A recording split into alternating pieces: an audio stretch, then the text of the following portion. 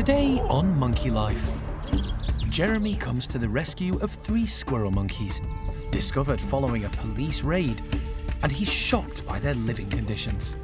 Why would people find this remotely acceptable? And Sonny's ground-dwelling capuchin group go up in the world, testing out their revamped enclosure. Plus, a cracking start to the day for Hananya's chimps, with eggs for breakfast. And it's a scramble to see who can collect the most.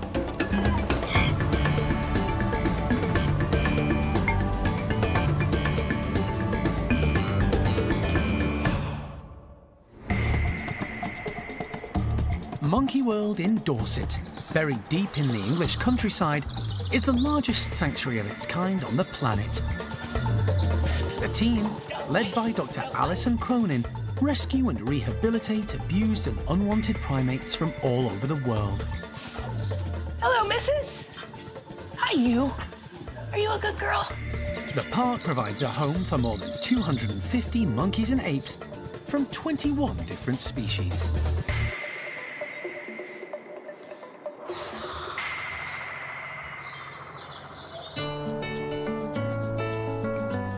The park's mission to help primates in need is ongoing, and there are always new cases coming to Alison's attention.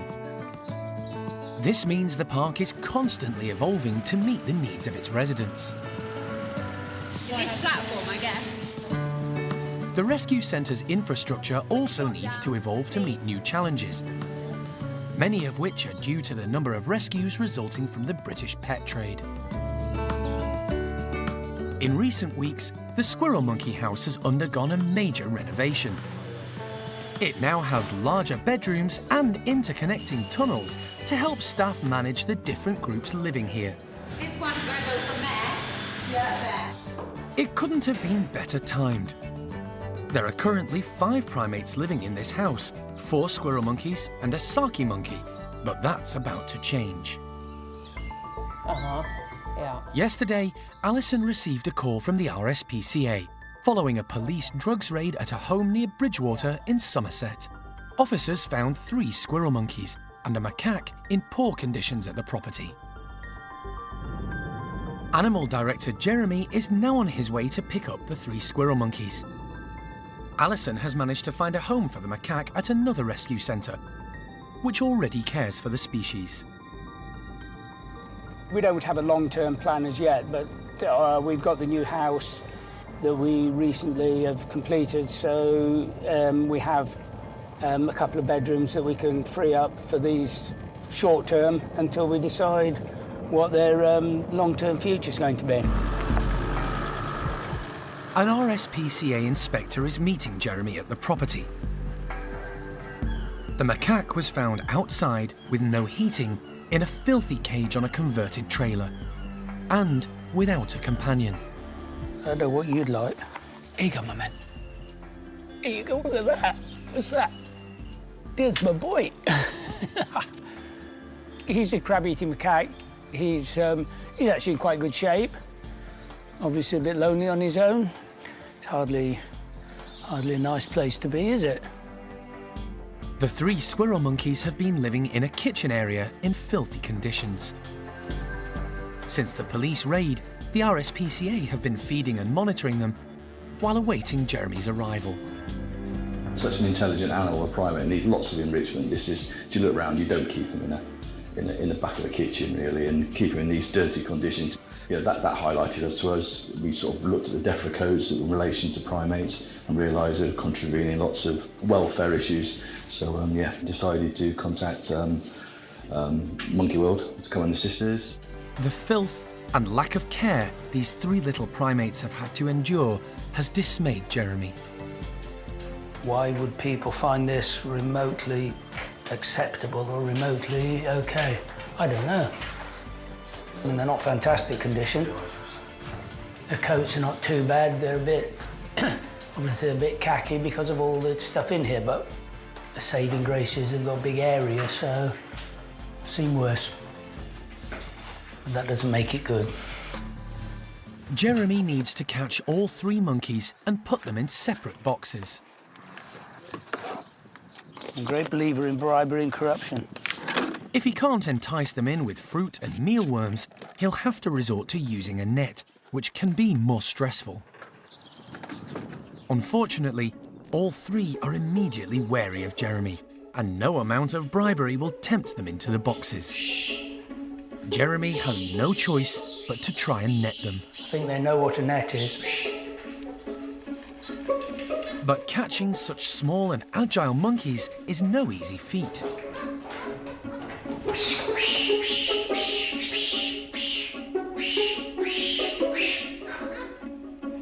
After being given the runaround for a few minutes, Jeremy successfully catches 2 of the monkeys using the net.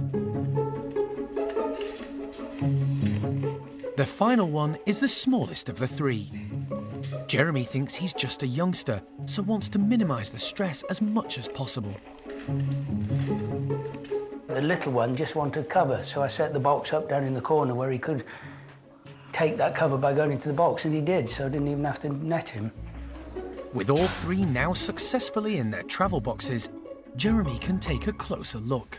I would say that's a little female, that's a sub-adult male, and the little one is probably a male, but I'm not sure.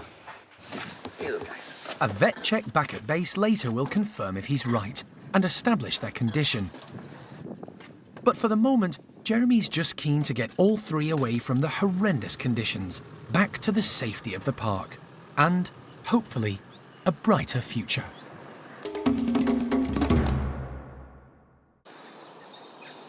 For 30 years, Monkey World has been involved in the rescue and rehabilitation of more than 20 different species of primate, from solitary marmosets to an overweight orangutan and a whole gang of chimps. But this year, the team are marking the 10th anniversary of their most ambitious rescue ever. Back then, Alison received an extraordinary call asking if she could rehome 88 capuchin monkeys from a laboratory in Chile. It turned out to be the biggest rescue mission of its kind. The original plan was to move them in batches over a few months, but problems with animal rights protesters in Chile meant, for Alison, it was all or nothing. It stinks of craziness. It stinks of crazy. Even when I say it to this day, it is a little bit nuts, but not what we had originally planned for. But you know, you have to sort of come up with solutions a lot of the time. So with that in mind, how do you organize the move of 88 monkeys? And that was the next huge hurdle. Luckily for the team, help wasn't very far away.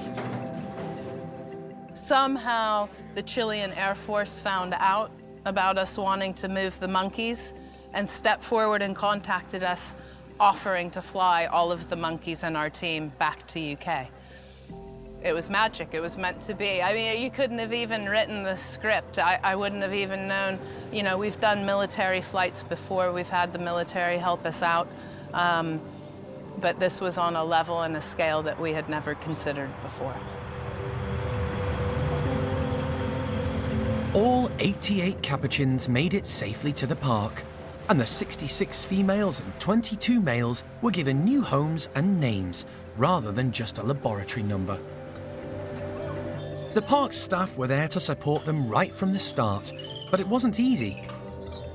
The capuchins would have to learn from scratch how to live in big spaces, communicate, and develop social skills. But against all the odds, they all settled down and formed lasting relationships.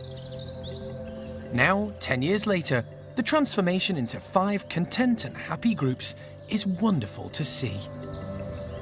After 10 years, I'd like to think that we're now at least in the next phase of life. All of those young fluffies are no longer young, and they're not even particularly fluffy anymore. So everybody's grown up now. So it's going to be a tough few years coming up, but it's an important part of what we do, to be there for them throughout their lives.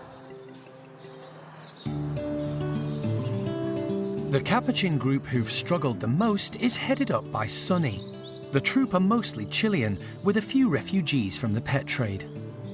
But even they have come good, and today life is going to get even better, with a newly redesigned enclosure now ready to explore. For the last 2 months, all 22 capuchins in Sonny's group have been kept indoors, while the maintenance team undertook the major revamp.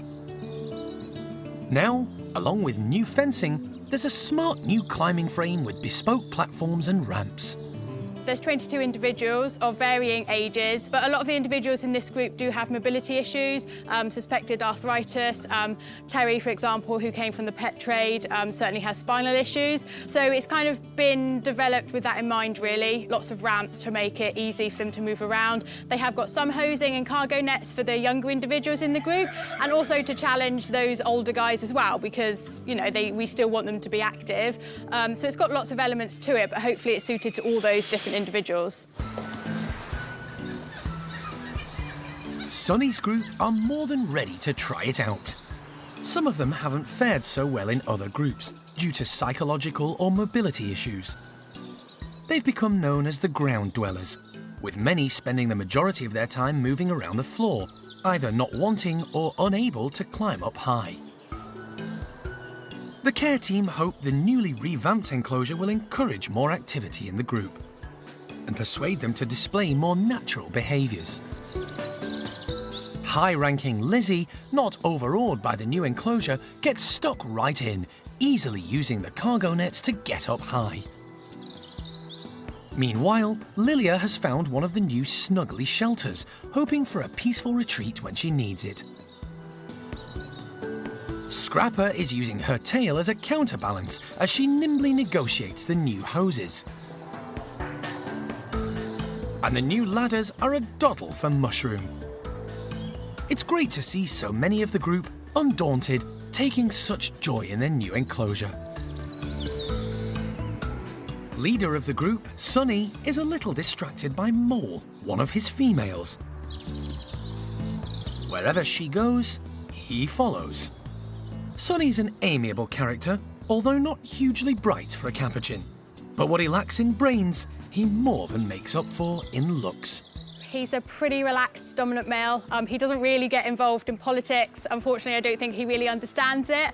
The females all absolutely love him, though, so when they come into season, they follow him around like he's the best thing in fashion. He doesn't always know what to do with the females, but he adores the attention. He's not the best role model as far as dominant males come. Not all the capuchins are from the Chilean laboratory.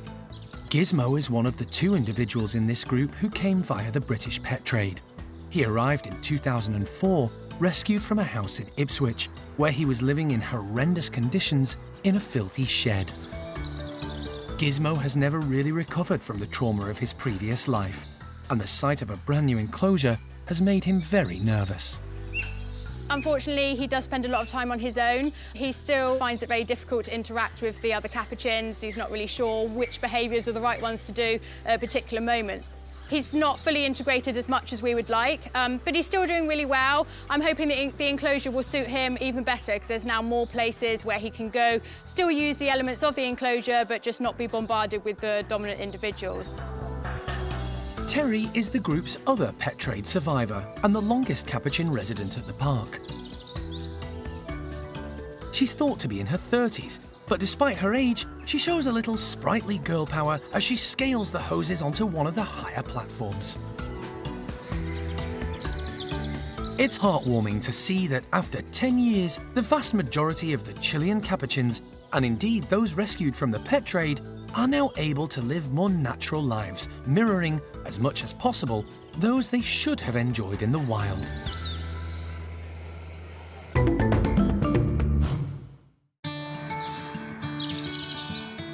Feeding all the primates is a real challenge for the Monkey World team.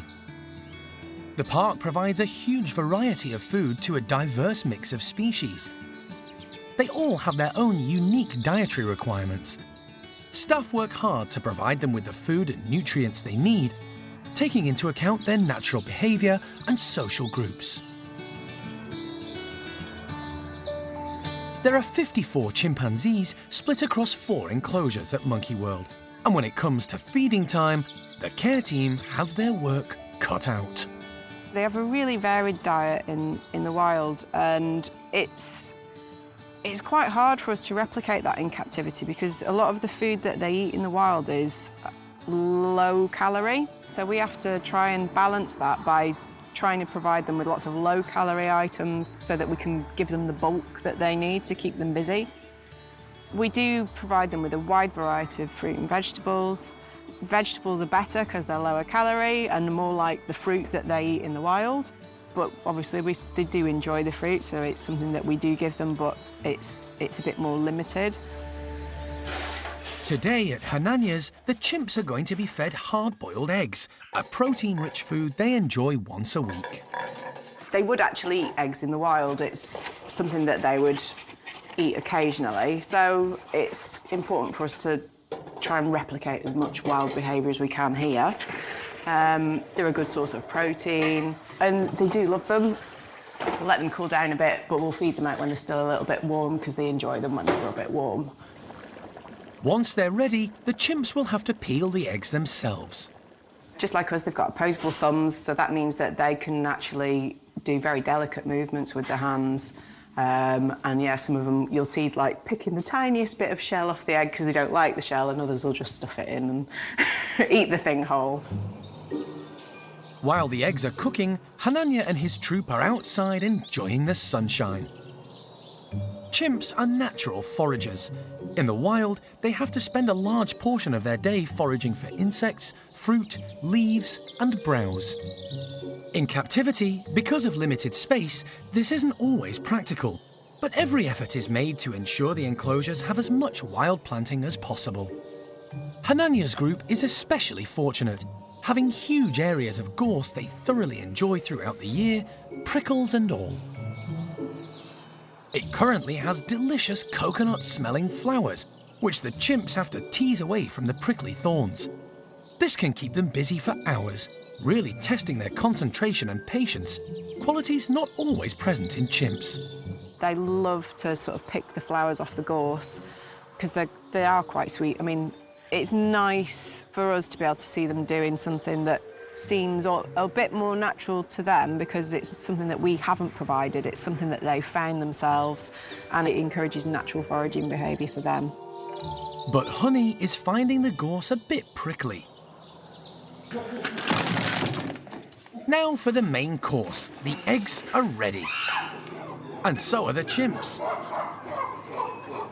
They know what's coming. Hannah is going to scatter them over the fence in the hope that everyone will get a share.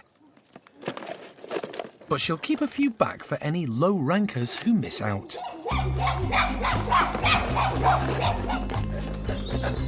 Everyone is egg-sighted, and it's a scramble to grab as many eggs as possible. Trudy is showing the way. She's poached a double handful and is eating them as quickly as she can. Shamak has better table manners. He cracks his egg open before carefully eating the yolk first. Leader Hananya grabs half a dozen and digs in. He doesn't seem keen on the shell, but is a master at gently peeling it off with his teeth. Cookie is another who shells her egg. Even the low rankers, like Arthur, manage an egg or two. Although he's always wary in case any at the top of the hierarchy are nearby. Jess demonstrates just how like humans chimps are, easily using her opposable thumb and fingers to peel the egg. Trudy joins Peggy to eat her hoard. She's not going to share with anybody. While Honey is still tucking into her egg, Arthur is having a side salad with his, a bit of gorse. It's been an excellent breakfast, with no squabbles over the coveted treat, and the group settle down contentedly to enjoy the day. Sunny side up. After a short journey from Somerset, Jeremy has arrived back at the park with 3 rescued squirrel monkeys. The RSPCA contacted Alison for help following a police raid, which uncovered the primates housed in filthy conditions at a home in Somerset. Yeah, that's a little boy. He's quite a baby. You are cute. He is quite, I bet you he's quite tame, actually. Yeah. He's quite a baby. Jeremy's relieved to have the trio safe at the park. But until they have a health check, no one is certain of their ages or if they're related. I bet you that's mum and dad and baby. I don't know, who knows? God, that one's small. So definitely 2 boys and a girl. No. Oh, not checked. No, they're 3 monkeys. And the squirrel monkeys. The 3 new arrivals will join 4 other squirrel monkeys, plus a Saki monkey, at their newly renovated complex. Hi, little one. I have you. While they're still in their travel boxes, Karen and Kate take the opportunity to weigh them. 2.48. For now, they'll be kept apart from the existing group in opposite bedrooms, but they'll all be able to see one another. If they get the all clear from their health checks, the team can think about introducing them to the park's other resident squirrel monkeys. Today we've separated 2 rooms off for them. So we're going to put them in there. There's loads of tasty food, there's insects, stuff for them to do. So hopefully we'll just put them in, make sure they're eating, make sure they're drinking, double check their sexes, and then take it from there. The 3 common squirrel monkeys are released into their new home. Charlie is also a common squirrel monkey and the park's only male. He's in the bedroom opposite, ready to greet them. Oh, Charlie, what do you think? It's a noisy welcome for the new neighbours as Charlie makes sure they know this is his territory. Wowzers, guys. Very exciting, isn't it? Hi. It's not long before the 3 realise there's food to be had in the room and are soon foraging for mealworms. Karen and Kate can now get a better look at the animals and confirm they have 2 males and 1 female. So far, things seem to be going smoothly. So the plan for the next couple of days is just to leave them to settle in, really. They've got 2 rooms in here. They've also got the cage outside, so probably tomorrow, depending on how they've settled for the rest of the day, and tonight, we could give them outside access. But it is nice. We only have 4 squirrel monkeys, so a nicer group will hopefully be good for them as well, because if you've got more friends and a bigger group, there's more interest, there's more to do, there's more animals to interact with. So it will be nice. We're just fingers crossed that they all get on, and then we'd have a nice group of 7.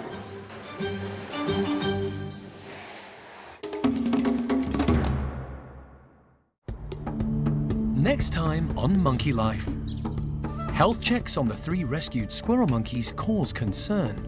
She's got very low body weight. She is emaciated, so the guys here have got a bit of work to do to get her back to full health. And baby orangutan Mimi takes her next step to becoming a full member of the nursery group.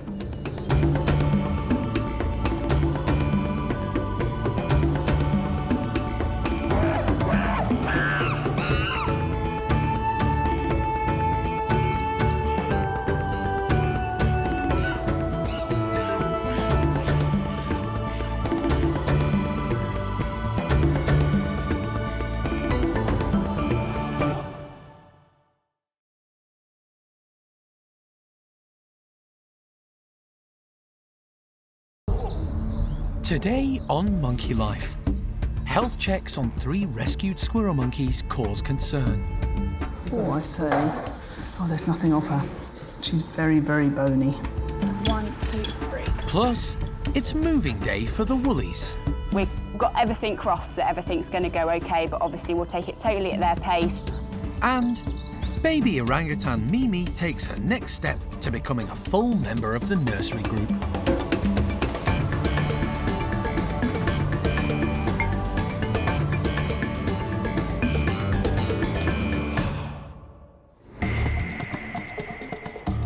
Monkey World in Dorset, buried deep in the English countryside, is the largest sanctuary of its kind on the planet.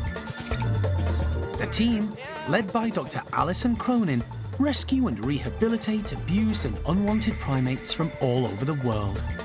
Jeremy's grooming her really lovely, so I think we're going to make good progress. The park provides a home for more than 250 monkeys and apes from 21 different species.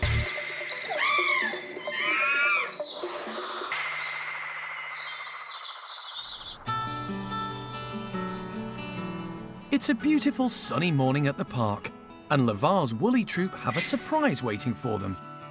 The primate care team are putting out some tasty breakfast treats to provide extra enrichment for the group. We've made up some jelly cups for them, so it's got a little bit of jelly in the bottom with a few extra treats as well inside. They have had this before. They don't always have it outside with their breakfast, so that's a little bit unusual for them. They don't mind the jelly, but to be honest, they do prefer the treats that are hidden inside the jelly, and then they might go back and eat some of the jelly afterwards. Along with Lavar, there are 4 other members of the group: adult female Quapper and the 3 boisterous younger boys, Manny, Enzo and Bueno Jr. It's a really lively, really fun group full of lots of different characters.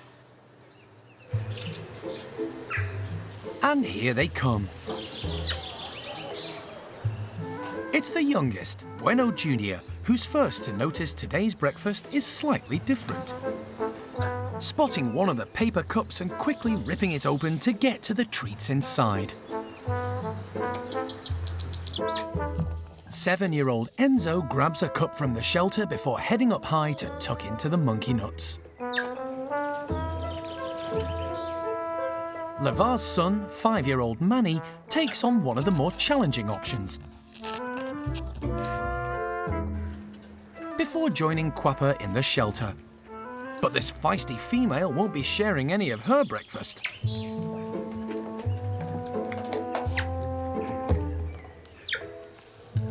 Junior is keen to get to the bottom of the cup and the tasty jelly that awaits. Manny is still on Quapper's tail, hoping she'll share yet another cup she's found. But she's having none of it, turning her back on Manny, who gets the message. Lavar has also got in on the act. At 27, he's the oldest woolly in the park, but he's still an impressive, dominant male and a perfect role model for the 3 young boys in the group. Lavar's a really good dominant male. You know, he keeps his group nice and calm and settled. That gives them all, including the youngsters, the reassurance that they need. The females adore him, and the youngsters all want to be with him and play with him. And all round, he's just a very equally balanced dominant male. Having exhausted nearly all the peanuts and jelly, the group turn their attention to the rest of their breakfast. In the wild, woolly monkeys live in the trees of the Amazon basin, rarely coming down to the ground because of the danger of terrestrial predators. They use their impressive tails to suspend themselves from branches while reaching for food, or to drink water. Tasks like these are a perfect way of encouraging woolly's natural behaviour. Lavar's group is a very energetic group. They have loads of fun, you know. It's full of youngsters, so they're on the go all the time and they just want to play and have a good time. So it's a real fun group to watch and just see how they're getting on and developing. But what Lavar's gang don't know is that this was their last breakfast altogether. Tomorrow is moving day for the park's woollies, and there's going to be a bit of a change around.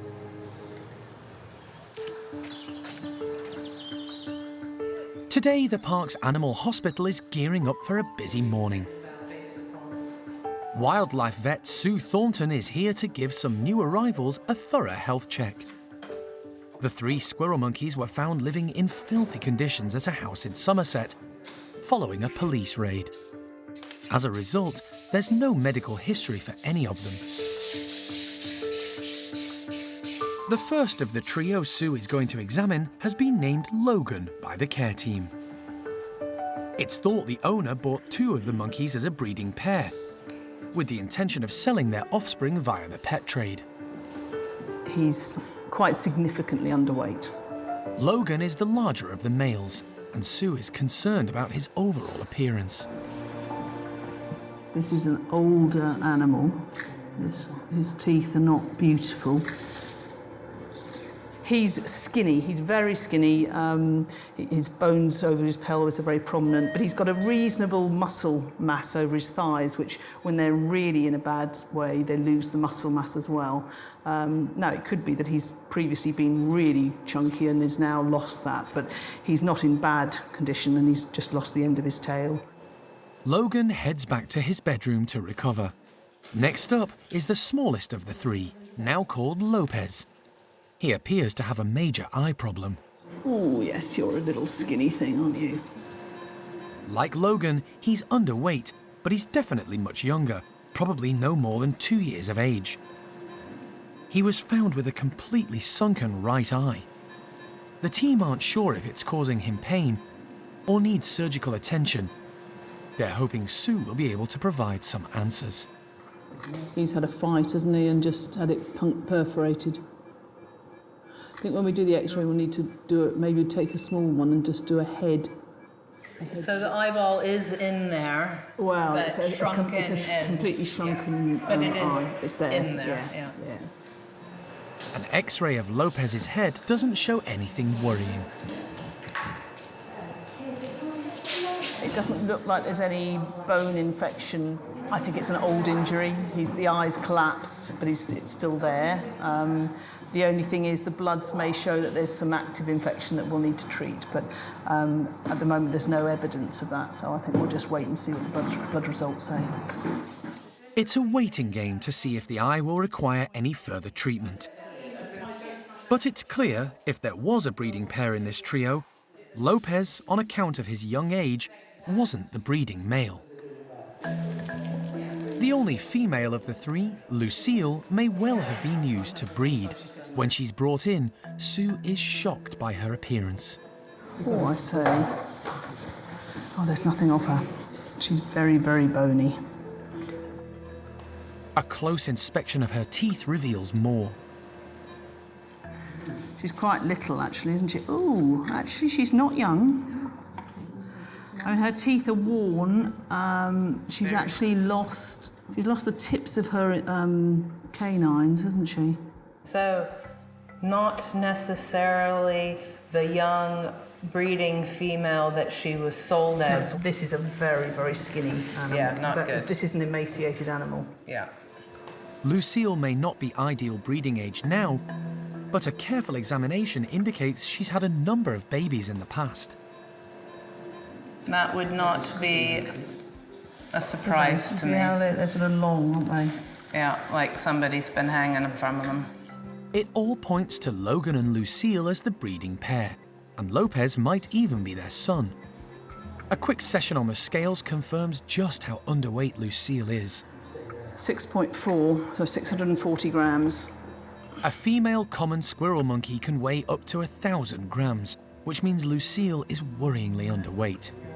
But the biggest surprise comes when Sue finds something totally unexpected. Oh, you know what that is? That looks like a microchip.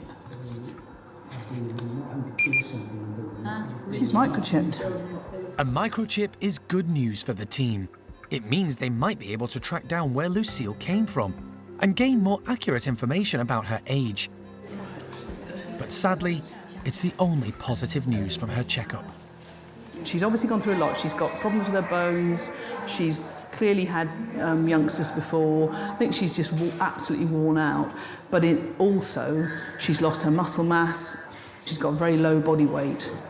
She is emaciated, so the guys here have got a bit of work to do to get her back to full health. It's clear from the condition of all three primates their previous owner didn't care for them properly. But one thing is certain, they're now in the right hands, and the dedicated team at Monkey World will do all they can to give them the life they desperately need and deserve.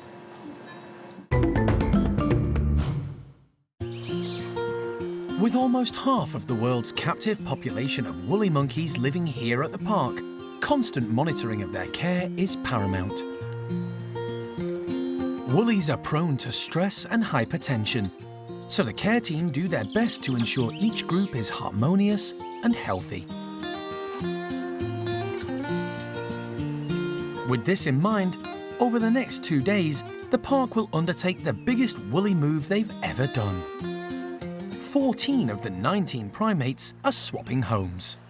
It's a really tricky situation for us. There are so few left in the world in the captive population that we've set up 3 different groups here to try and deal with all of the babies that we have and managing all of our guys ourselves. So it means that every couple of years, really, we have to look and reassess and make sure that everybody's in the very best group and that they're getting along socially. So we've decided that it's time for another shifting around of characters and personalities, really, to see if we can find that perfect mix and balance. One major consideration is the number of males to females. Getting the balance right can be tricky.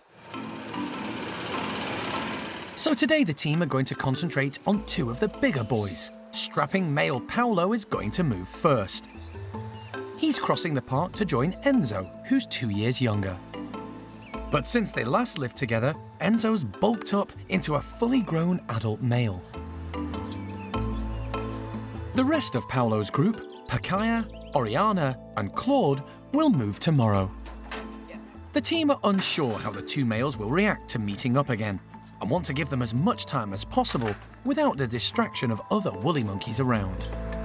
Yeah, 1, 2, 3. Oi, Paolo. The first stage, getting Paolo into the travel box, has gone smoothly. The second part, introducing the two young adult males, could be a different ballgame altogether. These two, Paolo and Enzo, have met each other previously, but it has been several years since they've been together, and they were a lot younger before then. Paolo's obviously done a lot of growing up since then. He's headed up his own group now as the dominant male, so a lot of factors have changed. So, you know, we've got everything crossed that everything's going to go okay, but obviously we'll take it totally at their pace and just keep a really close eye for the rest of the day. After a bit of hesitation, Paolo moves through the tunnel into the playroom and immediately heads up high. Enzo is waiting for him, a bit nervous at first, confronted by this big and impressive new housemate. Both boys are a bit wary, but it's Enzo who gains in confidence and starts to approach Paolo. Everything seems to be going okay so far.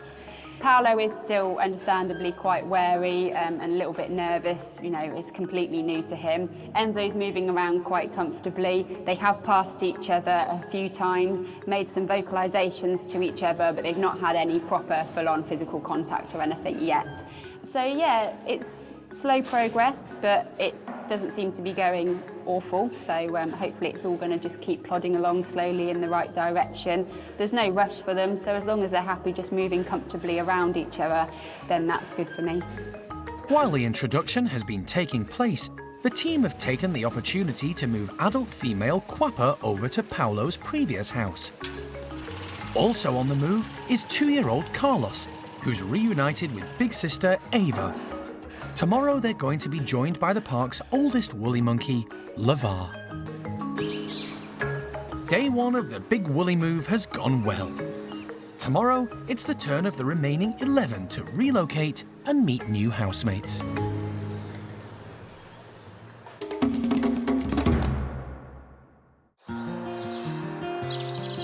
Recently, Alison travelled to the Midlands to collect yet another marmoset victim of the British pet trade. Frank was bought by a well-meaning family who soon realised he needed better care than they could provide. They contacted Monkey World and when space became available, agreed he should be rehomed at the park. Tasty. The team introduced him to a new housemate, Douglas.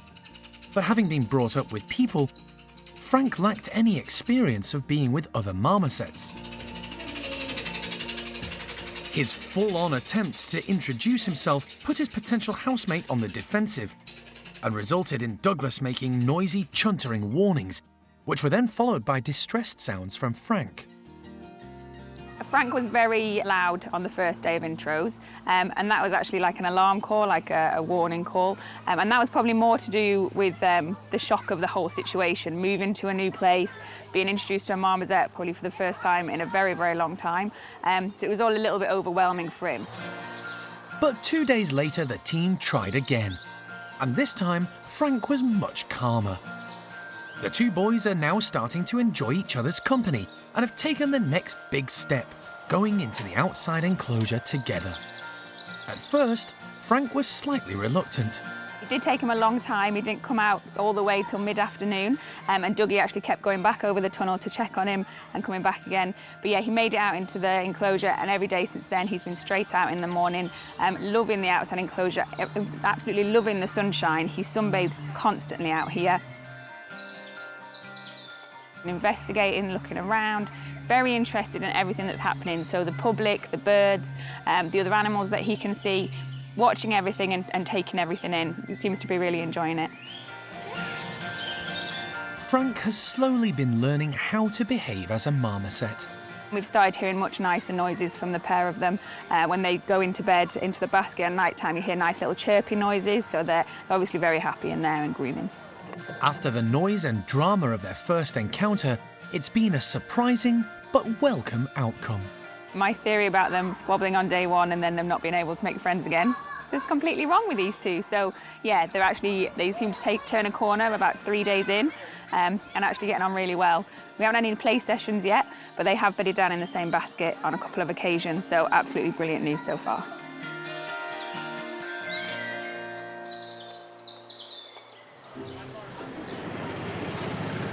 It's been just over a month since the park welcomed young female orangutan, Mimi. Born at Moscow Zoo, Mimi was rejected by her mum at birth, and for the first 20 months of her life, had to be hand-reared and looked after by the staff there.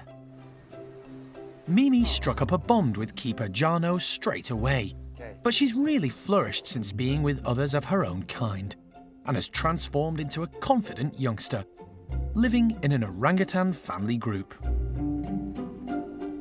Mimi has already bonded with fellow youngsters Bulu Mata and Rika, who are just a little bit older, and Roro, one of the 2 adult females in the nursery. It's been fantastic inside in the playroom. She's so comfortable climbing around all the way to the roof, having everything from the roof. So I think it's time for her to explore even more. So yeah, hopefully today she will just come out all the way on her own to enclosure and yeah, having fun out there. Come on, gorgeous girl. Come on, my beauty. Hey, look at you. Let's go have some milk. Come on, gorgeous girl. Keeper Jarno has previously taken Mimi into the outside enclosure, but this time she heads through the tunnels all by herself. The team want to be sure she's happy to head out on her own to explore the hoses and climbing apparatus. Then they can let some of the others join her. Mimi's doing really well. She's progressing and, you know, we're teaching her all of the parts of her home, her new home, and how everything connects together. So it's great to see that she's moving in and out from the tunnel system into the enclosure. And she knows that's the area that she's used to and she feels comfortable. Yeah, taking it at her pace, but she's coming on really well and she's settling in and yeah, I think she likes it here. Hey! Hey!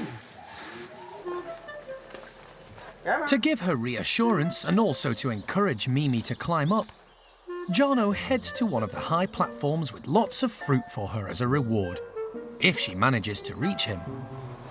Come here, look. Great girl. After checking things out, the inquisitive youngster sets off to join him. A little tentatively at first, but not for long. Come this way now. Come this way. Here, Mimi. She's really good. She's just exploring herself and checking everything, really. She seems like really confident. Now it's next step. I'm gonna let Roro out to join her so Roro can show her even more something, this facility that we have in the enclosure. Roro girl! Adult female Roro is a playful character and so far has been a great role model for all the boisterous youngsters in the nursery group. She was the first to meet Mimi, and the team hope her presence outside will help Mimi gain even more confidence.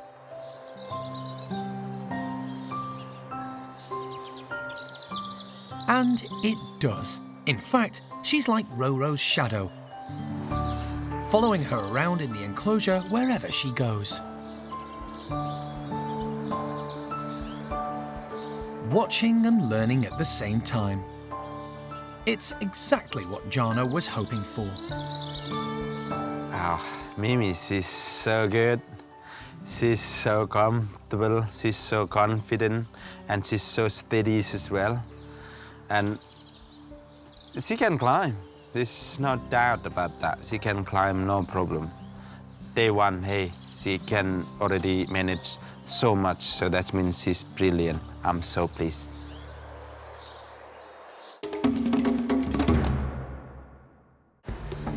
Next time on Monkey Life. The vets are called over concerns for the health of young chimp Bart. Everything is confirming that we're dealing with diabetes, and looks like type 1 diabetes in this case. Plus, ice lollies for the new squirrel monkey trio. And they've got this new treat licked.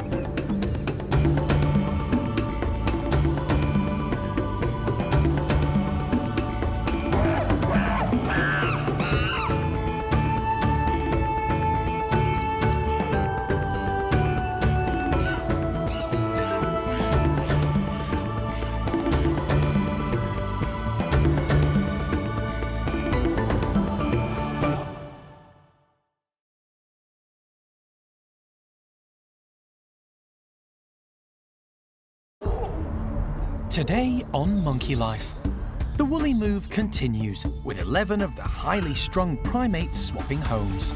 Good boy. And then that's 3 more animals moved this morning, so just 8 more left to go. The vets are called over concerns for the health of young chimp Bart. Everything is confirming that we're dealing with diabetes, and looks like type 1 diabetes in this case. And ice lollies for the new squirrel monkey trio. And they've got this new treat licked.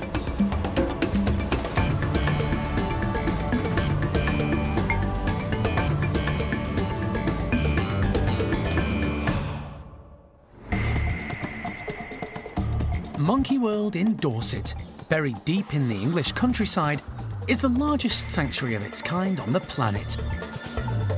The team, led by Dr. Alison Cronin, rescue and rehabilitate abused and unwanted primates from all over the world. You can try and get him on a branch. Hey, you. Come on. The park provides a home for more than 250 monkeys and apes from 21 different species.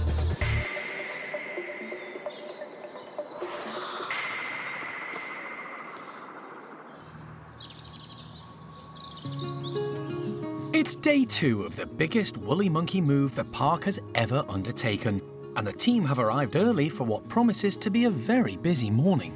We're moving 11 monkeys today, and we want to try and do it before the public come into the park. So early start, busy day, good start. We were slightly delayed by Paolo, who was slow to move into the back bedrooms to allow us to bring his females down. Obviously, he doesn't know what's happening, but back on schedule, fingers crossed.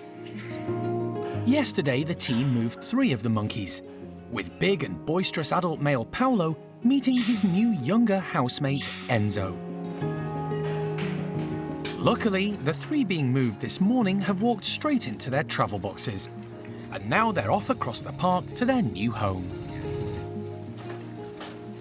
Good girl. You're very calm, Bakaya.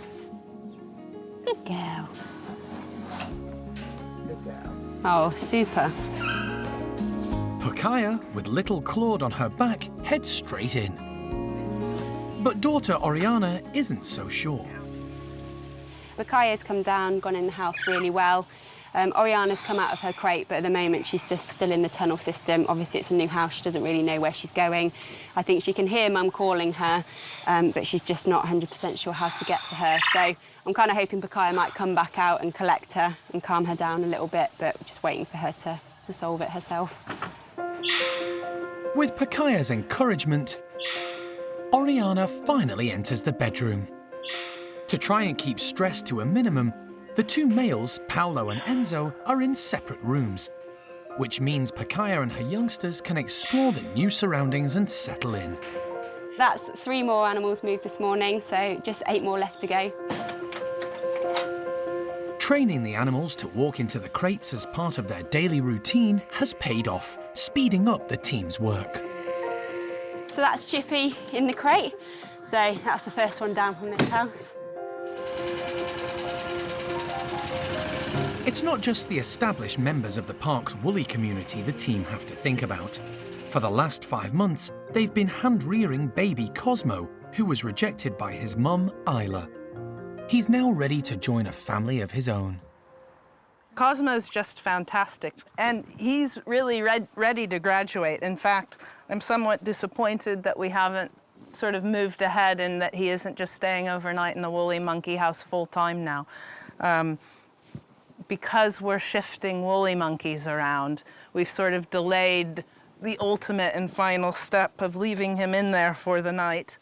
But he spends during the day, he's down there usually all day long, mixing and matching with the other woolly monkeys. We're hopeful that the 3 new boys that are going into the house, he's gonna love as much, perhaps even more. He's emotionally happy in the house, he's feeding himself, and he's safe at climbing. So now it's just making sure that all of the primate care staff, especially those who have been helping hand rear him, are ready. And at this stage, what he needs more than anything is for people to back away so that he can get on with his life as a woolly monkey. Don't you think? Yes. So, yeah, all good to go. The team seem to be on track with the woolly move. So far, Paolo's group is complete, and they've just moved Chippy's family of 5 to their new home at the barn woolly enclosure. There they'll get to meet a new housemate, adult female Quapper. Just 3 more to go now, so fingers crossed it stays as smooth as it is. The final 3 to be moved are Levar, Bueno Jr. and Manny. Good boy, come on then. Good boy. Come on. Elderly Levar is returning to where he spent most of his time at the park, the top woolly enclosure. Yeah, we've obviously got Levar and Breno Jr. and some of the other animals that are returning to houses that they've lived before, so I'm sure there's a certain level of familiarity there, and that will help them in terms of settling in. So, yeah, there's some new experiences and some return visits for some individuals. The move has gone like clockwork, but now the hard work will start as the groups settle in and introductions to new housemates begin. Busy but exciting times are ahead for all concerned.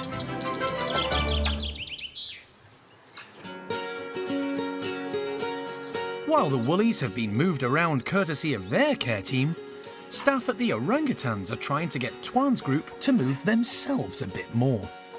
It's often a challenge to get captive orangutans off the ground, but food can be the answer, and today James is putting out whole watermelons. This special treat should encourage them to move as they might in the wild, and also keep them hydrated. Melon madness, lots of watermelons, and it's quite a hot day. Well, start of a very hot day, so it should keep them nice and refreshed throughout the day. And obviously they get to climb about on all the enclosure as well, to lose a bit of the calories in the process. In the wild, orangutans spend most of their time high up in the trees, and fresh fruit forms a large proportion of their diet. The group do get watermelon occasionally, but very rarely whole. Well, fruit in the wild, it would usually make up around 40–45% of their diet, depending on what part of the season. If there's a big glutton of fruit around, they will go for the fruit if it's there. But during those times where it's a bit scarcer around the forest, particularly over in Borneo compared to Sumatra with the volcanic soil they have, food sources there are a lot more sporadical and spread out. So those harder times of year, they'll resort to more things like plant matter, bark and insects, things like that go into the diet a little bit as well. This is a bit of a treat today. They wouldn't usually get this amount of fruit, but as I say, it's a very, very hot day coming up today, so they'll probably need a bit of extra energy to get through it, and obviously all that water in the watermelons will keep them nice and refreshed.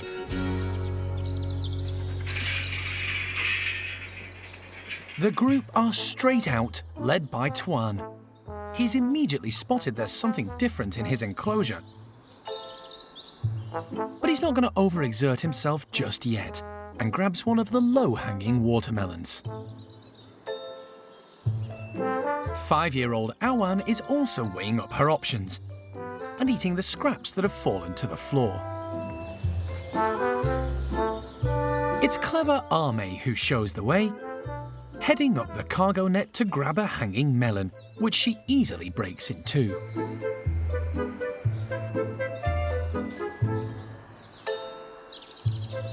Lucky is making sure she eats every last bit of the juicy flesh. It's hot work out there, but the watermelons are a great way to quench your thirst. Twan's finished his first melon and is on the move. He's finally realised this juicy treat is worth working for, and shows off just how agile a fully grown male can be when there's a reward on offer. Awan watches and learns from below. Twan is the park's oldest male orangutan. He's estimated to be about 34 years of age. It's important he keeps active and healthy because in recent years he's occasionally suffered with breathing difficulties. He has lost a little bit of weight over the last year, so he's doing quite well, but he's a little bit lazy sometimes, and he's getting on a little bit now, so it'll be really good for his breathing and things as well to use that energy up. Watching Twan has inspired Awan, who heads up high on the hunt for a melon, carefully watched by Ame. She finds one hanging beneath the platform, and after taking a moment to figure it out, manages to grab it successfully. Orangutans are great problem solvers, and since joining the group just over a year ago, Awan has grown in confidence. Awan's doing really, really well. She's been so well looked after since the passing of Xiao Kuai, and Lucky's really stepped in to sort of look after her very well. And even Ame and have good play sessions, but most of all, the biggest surprise is Twan. She has absolutely amazing play sessions with Twan, up on his belly, upside down and everything, and it's really, really lovely to watch that. Having a youngster in the mix seems to have rejuvenated this group, and Awan is making the most of being the centre of attention.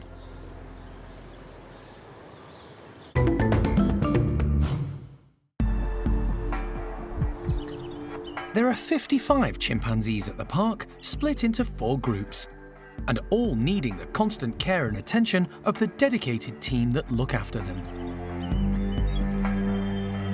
For the past few weeks, staff have become concerned about one of the younger chimps, 10-year-old Bart.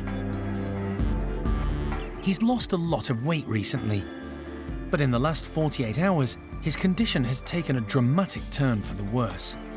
He's become very lethargic and looks quite emaciated. Vets John Lewis and Dave Harding have been called in as an emergency, and the team have managed to get Bart sedated in one of the bedrooms at the chimp house. His stomach has been shaved so that they can scan him. After a thorough examination, the vet's conclusion isn't good. Well, the blood results have come back and they show that we've got high blood glucose levels and we've also got high fructosamine levels, and that tells us that we've got a long-standing high blood glucose. So really everything is confirming that we're dealing with diabetes and looks like type 1 diabetes in this case. This is a hugely worrying situation for Bart and the team. Last year, Bart lost his father, the group's leader, when Paddy passed away. The news that his son has diabetes is a blow, but one that hopefully, now it's been diagnosed, can be managed by the team. What we're going to try and do is to use as long-acting as insulin as possible so that we only have to give it once a day. And also we need some way that we can try and monitor the response to insulin. So what we're going to initially try and do is to give, to just monitor the urine glucose and just see that we're getting roughly right. But in that time, we're going to try and see if we can train Bart to be able to do a little pinprick to get blood glucose. And that's going to enable us to be able to monitor it much more closely going forward in the future. Bart needs to be kept inside and separated from the majority of the group while his condition is stabilised. It's important his diet is closely controlled, but he can see and touch the others next door and does have a couple of pals to keep him company. Today, it's the turn of Pepper and Grisby. Hi. Throughout the day, the team are doing clicker training sessions with Bart, who needs to learn a whole new set of behaviours which may have to be continued for the rest of his life. Good boy. Hand up here. Diabetes in humans, if not controlled and managed properly, can be life-threatening. Replicating those controls with a chimpanzee, plus all the accompanying tests and medication, is going to be a huge challenge for the primate care team who look after him. Right, let me test. Ultimately, we want to put Bart back with the group. We obviously don't want him living in a bedroom with one other chimp for the rest of his life. That's not what Monkey World's about, and that's certainly what we don't want for him. So we need to put him back with the group, but we also need to be able to control his condition. So if he's in the middle of the enclosure and we need him to come in, he needs to take his insulin regularly, and we need to know how much his blood sugar is. So we need to do regular checks of that. So that can involve the finger pricks to measure how much glucose in the blood. We also need to test his urine. So we've actually got him to pee on command now at a certain time, and certain aspects of his life now are going to be routine. Without him cooperating with us, we might lose him. So in order to keep track of everything and to make sure that we can give him the insulin he needs to keep him healthy, we do need him to cooperate with us, don't we? Lucky enough, he's a very bright chimp, and he's picked up the behaviours that we've taught him really, really well. Haven't you? Once his glucose levels are under control and the team are sure he'll respond to their commands when treatment or tests are needed, Bart will be able to rejoin the rest of the group, although he'll need his diet monitored. No one is sure how long it's going to take or if he will fully cooperate. Another primate feeling a little under the weather is recent arrival Mimi. So vet John has gone to the orangutan nursery to take a look. For the last few days, the usually feisty youngster has been suffering from diarrhea. Orangutan care team member Jarno has been keeping a very close eye on her. She's eating a lot of solids now. Eating lots of solid, active, climbing around. And she doesn't show you any signs of discomfort or pain?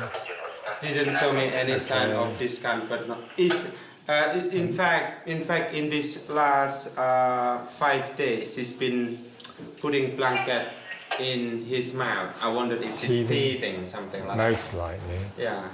And she gets how much milk in a day? Milk on the morning and in the evening, which is 480 ml. Is there any way of getting her off milk? Any way getting off milk? Yeah. I think the first thing you do is go to half strength and you gradually try without milk. Try without milk. Yes. And we'll see if that has any impact on her at all. As a precautionary measure, John is going to worm Mimi until the laboratory results of her fecal samples come back. Okay. 72 hours. Okay. She doesn't look exceedingly ill, but, you know, looks can be deceptive. So just in case, I'd like her to have the Ivermectin, which should cover that, but I'd like to try getting her off the milk. Mimi is bright and alert today, so John isn't overly concerned just yet. Orangutans can be deceptive, but we're just going to try and play with the diet slightly to see if that makes an impact before we start launching into more invasive investigations. John has given the team the all-clear to continue Mimi's introduction to life with the nursery group, and today she's going to have another session outside with Roro. But this time, they're going to be joined by the slightly older youngsters, Bulu Mata and Rika. This double act are extremely close and love spending time together. But they're also becoming more and more independent, especially Bulu, who's starting to hang out with the big boys, Jin and Sylvester. Mimi have really good relationship with Rika, not so much to Bulu, because Bulu, as a boy, he can be a bit hooligans. But Mimi is getting stronger and stronger every time Bulu playing a bit rough to her. She knows how to fight back as well, so which is great. It's all harmless play fun for the youngsters, and great to see how quickly Mimi has been accepted by everyone. For her, it's one big happy family.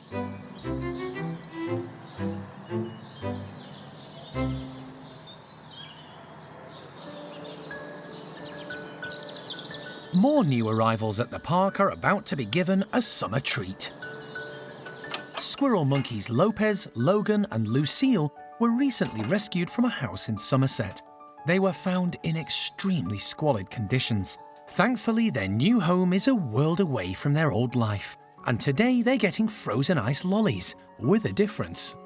So they're crammed full of really tasty treats, seeds, nuts, pieces of fruit, mealworms as well, all things these guys are really excited about. And one thing we've learned about these guys is they will eat anything, so any opportunity to get food, and they should be really enthusiastic about it. But I don't think they've ever had iced treats before, so the cold, it'll be interesting to see what they make of them. The primate care team are putting the treats all over the enclosure in hard-to-reach places to test their agility, coordination and tenacity. It's great because it gets them to do sort of a natural kind of foraging behaviours that they'd be doing up in the treetops in the wild. It also works their muscles, gives them a bit of a workout, and it keeps things interesting for them. So it's important to exercise their brains as well as everything else.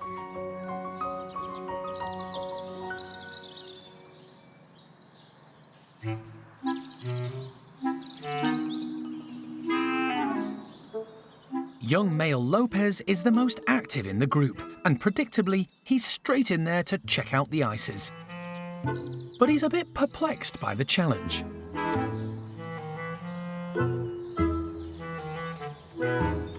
But not Logan. As the leader and biggest of the group, he's not fazed at all by these strange new treats and moves straight in to tackle the ice.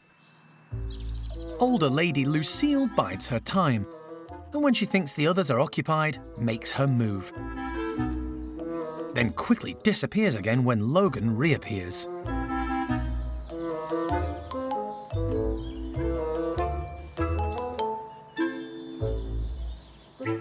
Lopez, still not sure what to do, has resorted to licking the drips as the ice treat melts.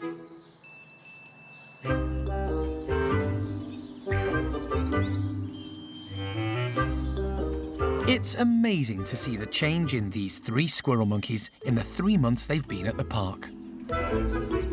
These guys are doing really, really well. The kind of longer that they've been with us, the more they've settled in and the more sort of personalities seem to emerge. They're really active, they're really engaged with anything new that we put in the enclosure, particularly Lopez, the younger boy. He just sort of throws himself headfirst into anything new and exciting. And yeah, it's really great to see them kind of develop in confidence and seem so settled here. It's what makes the job, you know, extra great. You kind of have these animals come in and your heart breaks a little bit for them, but then you see how much they improve and how happy they become. It makes everything worthwhile.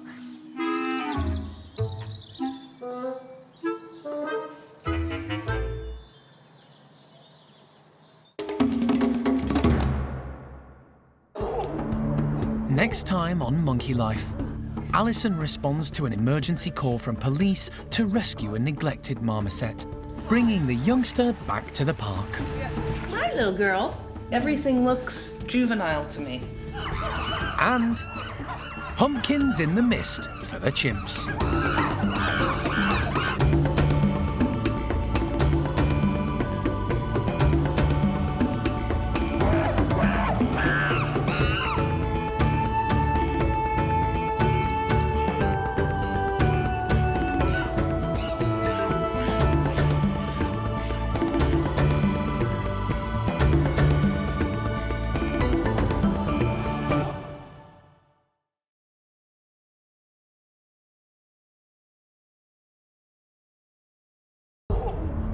Today on Monkey Life, Alison responds to a request from the police to rescue a neglected marmoset and brings the youngster back to the park. Not sure of its sex, don't have a name for it, quite a young and bouncy animal. The siamang gibbons have a training session. Give me a hand. Good boy. And pumpkins in the mist for the chimps.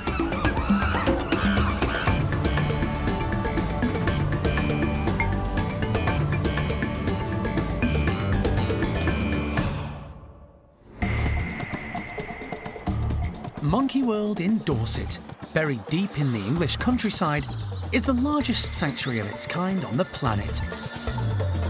The team, led by Dr. Alison, rescue and rehabilitate abused and unwanted primates from all over the world. He's a sweetheart, he is, isn't he? He's lovely. And you are as well. The park provides a home for more than 250 monkeys and apes from 21 different species.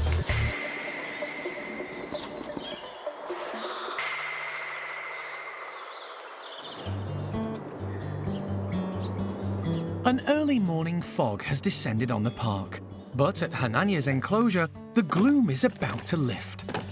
The chimps are getting a colourful breakfast, and these bright eye-catching pumpkins stand out whatever the weather. Wendy from the primate care team has plenty of the seasonal treats for the 19 chimps who make up this group. She's distributing the bright orange vegetable all around the enclosure to give everyone an opportunity to grab their share. Watch your head. Yes!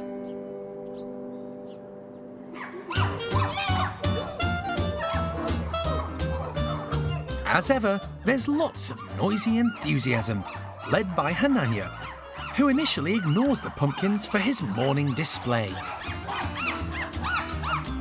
His second in command, Simon, joins in the antics, but in his excitement misplaces his pumpkin. Cherry may have her breakfast in hand, but as usual she's multitasking. She's got more than a handful with Thelma on board. Hananya uses the hands-free approach, but is torn between tucking into his prize and hooting his excitement to the group. Vocalizations are really important in chimp society, and Hananya's letting the others know there's a treat on offer. But not all the chimps have got a taste for pumpkin. Jess isn't impressed. Tootie is carving into her pumpkin, but doesn't like the skin. Chimps, like people, have their food preferences. Cherry has temporarily deserted her own little pumpkin and is heading to the top of the climbing frame to eat in peace. Not that Thelma's bothered, she's getting stuck in, despite the size of the prize. Hananya's obviously got a liking for pumpkin. He's devoured the whole of his, seeds and all, and is off for seconds. Simon still hasn't grasped how to look after his. Another bit of bravado, this time towards high-ranking female Johnny, and he loses out as she steals his breakfast.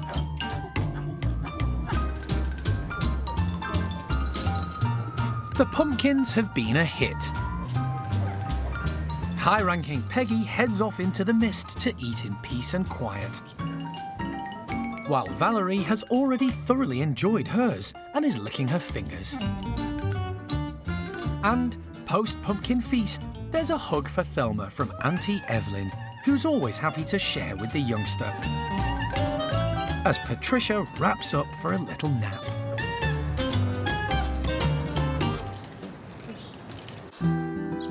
As the fog begins to lift over at the marmoset complex, the primate care staff are preparing one of the bedrooms for an unexpected new arrival. Alison is on her way back to the park from North London with another common marmoset. She's been called in by the Metropolitan Police following an investigation at a property. They requested her help after a tip-off there was a primate on the premises who would need immediate aid. The marmoset was found in a tiny cage in an unheated flat in poor condition and without the correct food. So now, with the team standing by, both Alison and the tiny monkey are arriving back at the park. So normally when we get a new marmoset in, we obviously have to get a room ready for them. We have to branch out. This morning when Alison saw the marmoset for the first time, she let us know that her mobility is pretty good, so we haven't had to put in extra branches more than we would normally do. But we've just got ready a nice tasty dinner for them, some porridge, which is what we normally give our marmosets for breakfast, and some gum as well. So there's lots of different food items in there for her to see what she fancies, and hopefully she'll eat well when she arrives. The primate care team are anxious to get a good look at their new arrival so that they can settle her in as soon as possible. Hi, little girl. You are going to be a little girl, and look at the little hands, like everything looks juvenile to me. The white tufts coming through on her ears mean the newbie is probably a year old or younger. For now, they're assuming it's a female, but with marmosets, it's hard to know for certain until they're examined. My gut tells me it's a little girl. I don't know because I've not had a good exam. The team will do all they can to get her fit and healthy, but no one is sure if she'll have a long-term future at the park. At the moment, she's in our custody for professional care. Okay. But she is now part of a legal battle. So yes, there could be an issue. I don't think, based upon the conditions which she was kept in, I can't see that she would go back. But you never know. No. Ready? The young adolescent marmoset is going to spend the first night alone in one of the bedrooms at the park's hospital. The team want to assess the youngster and give it time and space to adjust to new surroundings before being confronted by all the other residents in the bedrooms at the marmoset complex. At this point in time, we've got what I know to be a common marmoset, not sure of its sex, don't have a name for it, and we know that he or she weighs 170 grams at this point, so quite a young and bouncy animal. I mean, the other thing that was very clear is that in the car on the way back from London to Dorset, he or she was just playing wildly inside of the box, and it was really very sweet. So very young, adolescent-y type behavior. I'm just going to start calling it her because I'm thinking it probably is a her. God, I just don't know yet, but animals this age, common marmosets this age, aren't always straightforward to sex, so we'll have to wait and see. Ideally, the young marmoset will find companionship with one of the many marmosets already at the park. But before then, the team will have to take fecal samples to check for parasites and to make sure he or she is healthy enough to meet and interact with new friends.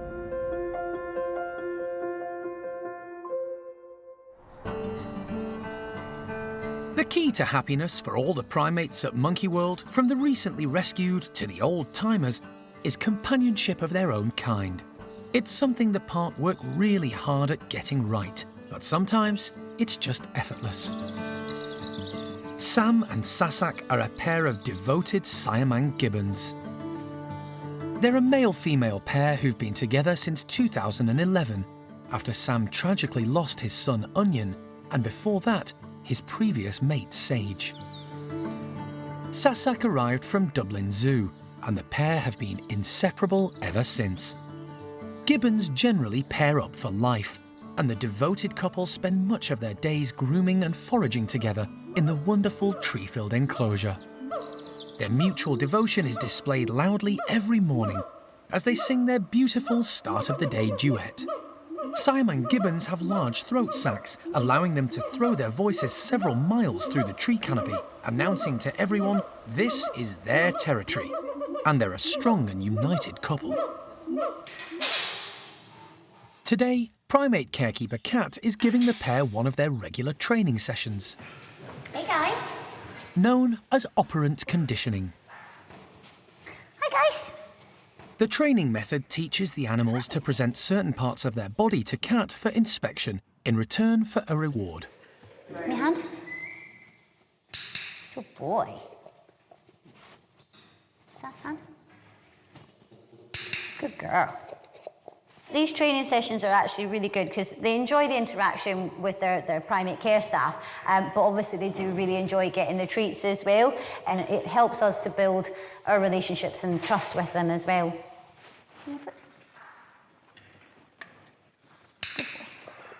The operant conditioning has huge benefits for many different reasons, but the number one major benefit is that we can actually get the animals to come over, show us different parts of their body. We can get a really good look at them, and that means we can check for different issues with their health, with their body condition, injuries, all sorts of things like that. Often we can actually then even further that, we can treat it with the animal cooperating and allowing us to do that because it's part of their routine. When the guys get really unwell, we might want to give them antibiotics or something like that. So by letting them come over and give us that, it saves a lot of stress of having to get a dart gun and things like that to use.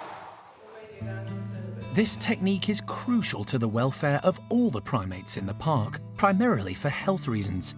It allows staff to constantly monitor the primates, and Kat has already seen the results. Boy, cool lad.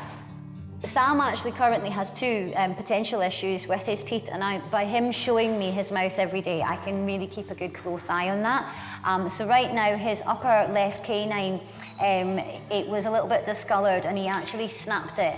Potentially that could be an incredibly painful thing, but it doesn't seem to be bothering him right now, and I'm not seeing any inflammation or redness or anything in the gums, and he's eating really well with it. And he also has a very discoloured lower incisor as well. And by regularly, looking at these things, I can keep an eye on it, and if it gets worse, I can flag that up and get the dentist in to sort it out for us. The pair seem to be enjoying good health, and Kat is delighted that, after 7 years, their bond is as strong as ever. They're really happy, really relaxed together. They're never really any trouble, so they're both stars to us, really.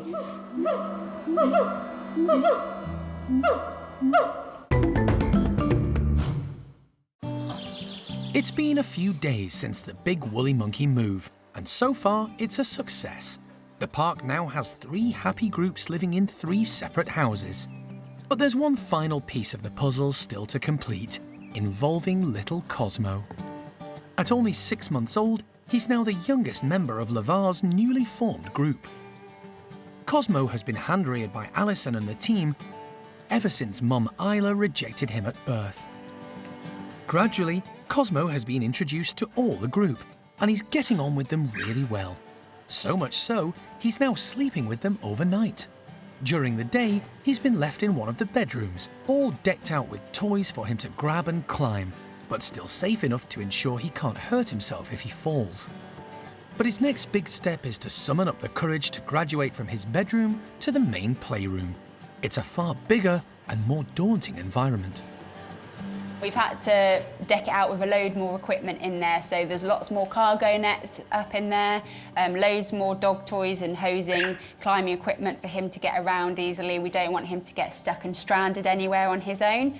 And alongside that, we've deep littered the floor, so there's a big spongy layer of straw and wood wool, so that if he was to have a fall, it would be cushioned for him as well. Hand-reared woolly monkeys are always at a disadvantage when it comes to tackling new challenges. He is still really small and quite fragile, so we've had to put in all this extra equipment just because he doesn't have a mum to carry him around, so we don't want him to get stuck anywhere and not be able to get down from a particular position. We want to make sure that there's either something to catch his fall or obviously he's going to be safe. They needn't have worried. Lavar leads the group out, and a confident Cosmo doesn't waste any time following him. There are a lot of youngsters in the group to show Cosmo the ropes and for him to interact with. They include Bueno Jr., another young male who was hand-reared at the park, and 2-year-old Carlos, the son of Chippy and Urema.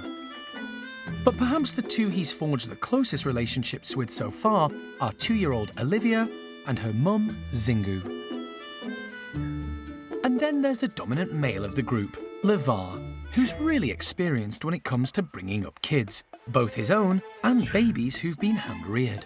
He's wonderful at bringing them into the group and making sure they're safe and happy, often keeping a watchful eye. The big playroom doesn't seem to faze Cosmo. It's just another rung on the ladder in his development as a growing woolly monkey. Every day is kind of a new challenge for Cosmo at the moment. You know, there'll be areas of the house which he hasn't discovered as of yet, but the next big milestone for him is going to be going and exploring the outside world. So we've got big long tunnel systems connected to this house, and then he's got 2 big outside enclosures to start exploring. So really exciting when he gets to that point, and hopefully once he discovers the outside world, he's going to have loads of fun out there as well.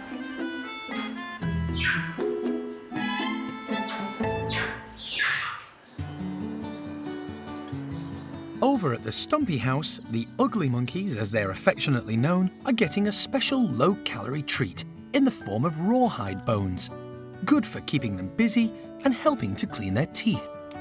There are 10 members in this group, led by leader Sam.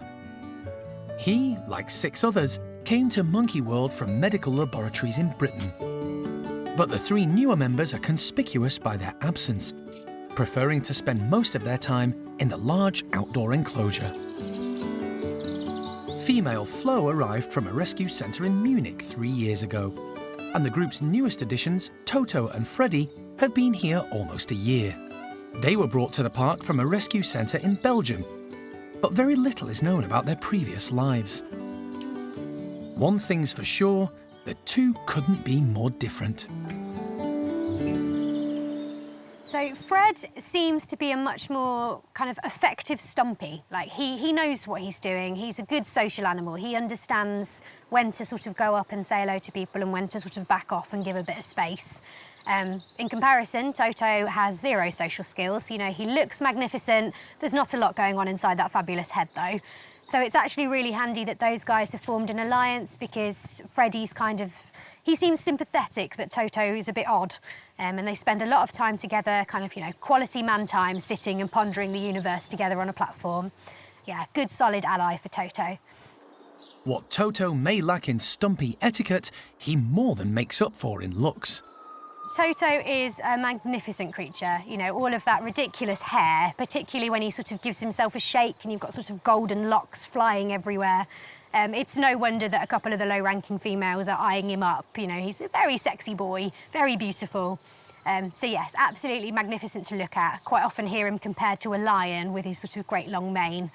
So yeah, very distinctive amongst our guys who are all a little, you know, battered and a bit sort of hair loss and things like that. So yeah, very distinctive boy. Freddy has struck up a very close relationship with Flo, who, until the boys arrived, was a bit of an outsider. She's now a lot more confident around the rest of the group, although it's Freddy she seeks out for grooming sessions. Bringing the group together has been a slow but steady process. The laboratory Stumpies have been together for years, and accepting new members into their midst hasn't come naturally. But other than the initial introductions, there's been very little aggression. All in all, the group seem to have accepted each other, and things are heading in the right direction. You know, a lot of these guys are quite old. They're kind of past the fighting stage. They don't want to be, you know, at each other's throats or anything.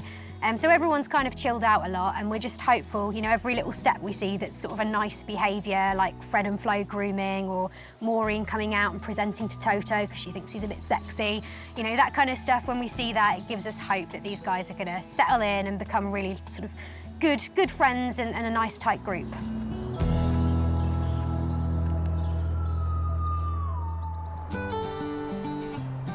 At the Capuchin complex, Franco's group are about to get a seasonal treat.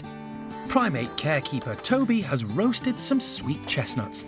And, as usual, when there's food on offer, the Capuchins can hardly contain their excitement. They're still warm. We've sort of had them cooked up.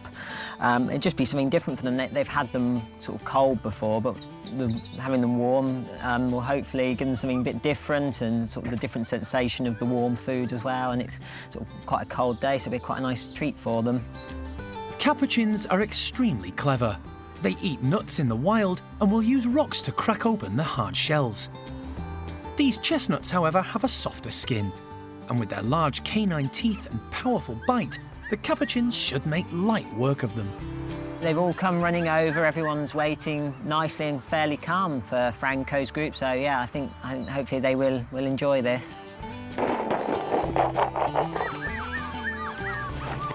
They get very excited when they get nuts, and it's sort of a very noisy but a very good form of enrichment for them.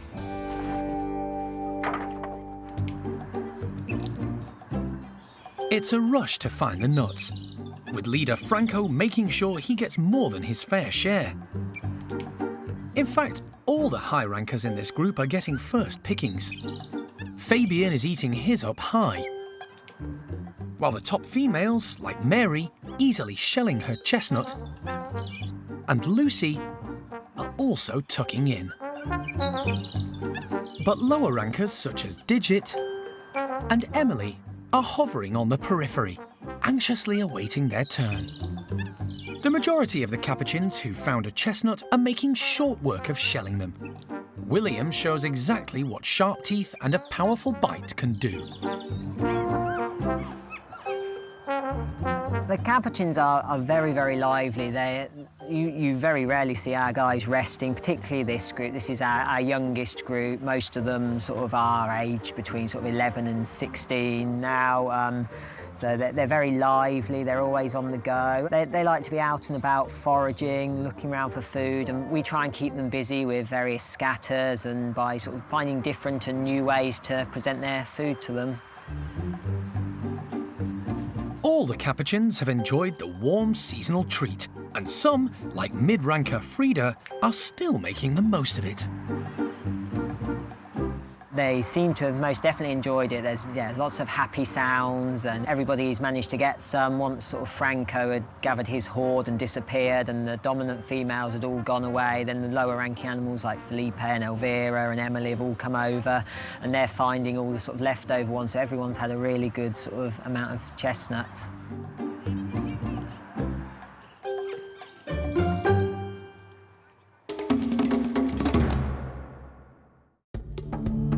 Next time on Monkey Life, orangutan O'Sheen is under the weather and gets a little TLC from Jeremy. What are you doing?